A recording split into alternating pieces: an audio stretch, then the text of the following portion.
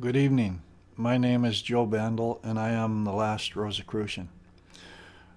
This video, we're going to be talking about the social enforcer. In my last video, I talked quite a bit about rational atheists.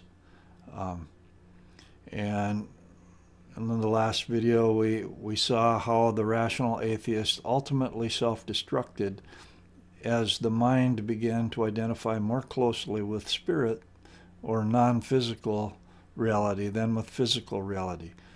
This was known as the birth of the true self or human ego, or in psychological terms, the creation of the observer self or watcher, which came about as a byproduct of the invention of reading and writing.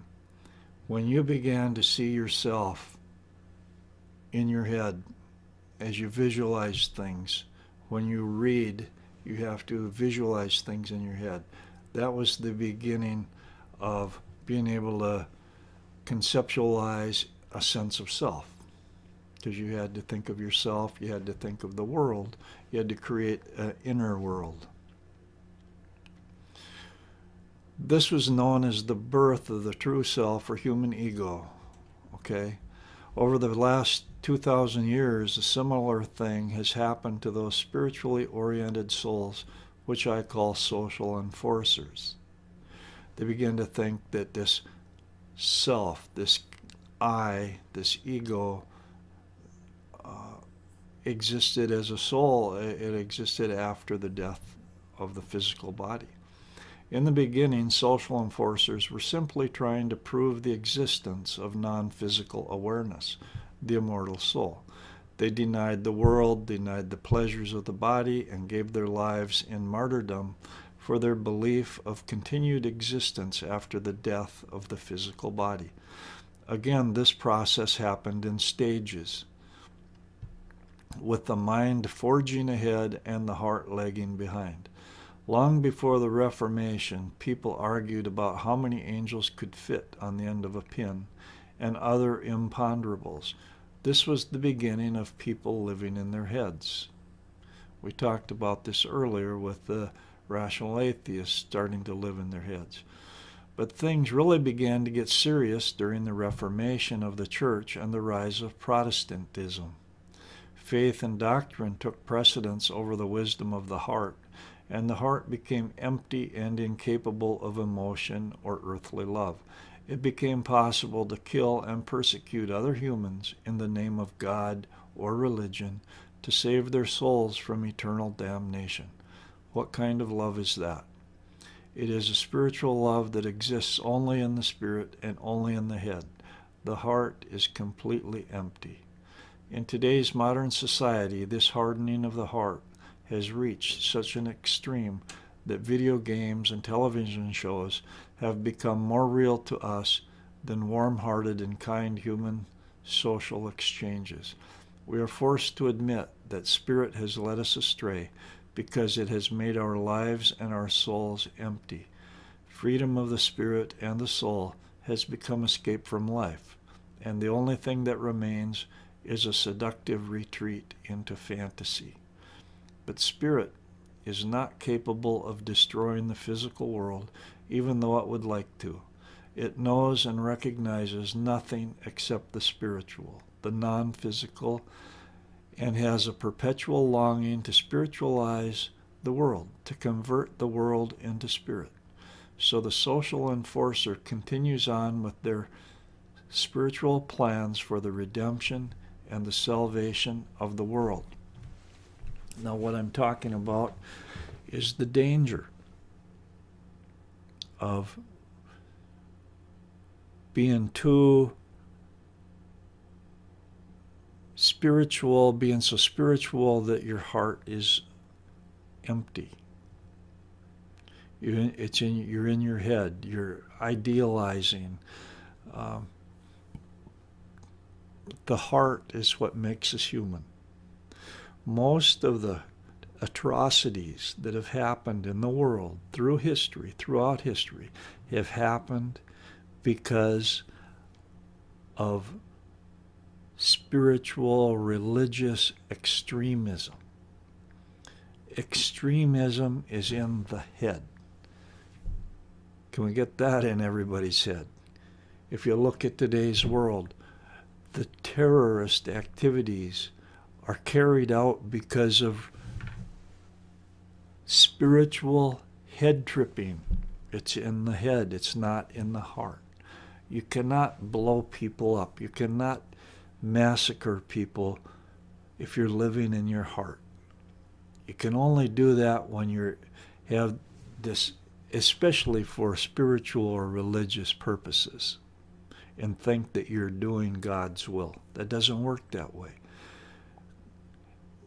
That only happens when the mind, the spirit, the mind, the intellect is divorced from the heart. And that's what's happening. And that's what's happening with technology, because technology does not have a heart. All these cell phones do not have a heart. When you are interacting with somebody else and you don't like what's going on, you can't go up and click the button to change the channel. That's not real. But that's what's starting to happen. That's what it's starting to be like. We are losing the connection to our heart and claiming a spiritual connection, claiming a religious connection. Now let's face it, there have been a lot of religions in this world that have claimed, hey, this is the vale of tears. This is the world of sorrows. And nothing good can happen in this world. And what they're saying is they're claiming some kind of salvation. I'm not just talking Christianity. It could be Muslim. It could be any of these that are saying you build up the soul, you build up the spiritual body, and you get out of here as fast as you can, because the real paradise is after this life. How many people out there believe that the real paradise in heaven is after this life, and it can't be achieved in this life? And so what they do is they poison this life. They have no heart for this life. That is twisted, my friends. That is not right. And we're not going to know what happens after the death of these physical bodies, except, well, I for one believe that the soul is immortal, and I have developed astral bodies that I believe will continue on, and function and awareness will exist even on the lower planes after the death of my physical body. There have been religions such as Buddhism and Taoism that have taught the creation and development of what's called the immortal physical body. The immortal physical body is called the etheric body. So there have been religions that actively teach a spiritual body that exists not only in the mind, but exists as a form of non-physical, but physical at the lower levels. The martial arts are dealing with some of that. Okay? The martial arts have been around a long time. Buddhism has been around a long time. Taoism has been around a long time. And they teach about an immortal physical body, which is for all purposes, and we can call it like the etheric body that can be developed and exist. But Christianity is essentially talking about the mental body. It's divided from the heart.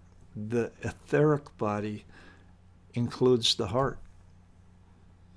and it includes the life force, the vital life force. We need to include the life force. We need to start thinking about developing the immortal physical body and reconsider this idea of, hey, it's all just a mental head trip. The heart is the center. The heart is the center of the soul, not the mind. The heart rules the mind. It needs to. Our society is in deep trouble because the heart is not recognized. The mind is recognized. And not only the mind, but artificial intelligence is recognized as being equal to the mind even, or superior to the mind. Where is the purpose of the soul? Where is the purpose of the heart in artificial intelligence, in computerization, in these mental things? If you think about, again, I'm going to repeat this, this is so important, the atrocities that have been committed in the past and today are committed by people who have lost their heart connection. And they're in their heads. And they're doing the things that they're doing because they think it has a spiritual, non-physical empowerment, whether it's evil, satanic, or whether it's positive. Think about it. I'm through. My time is over for tonight. Consider supporting. There's a link down below. I have several videos that are only available to patrons, to my supporters. I will they are listed, so check them out. You're going to find a growing list. It's going to be more interesting as time goes on. But you can catch them now. Have a good evening. Goodbye.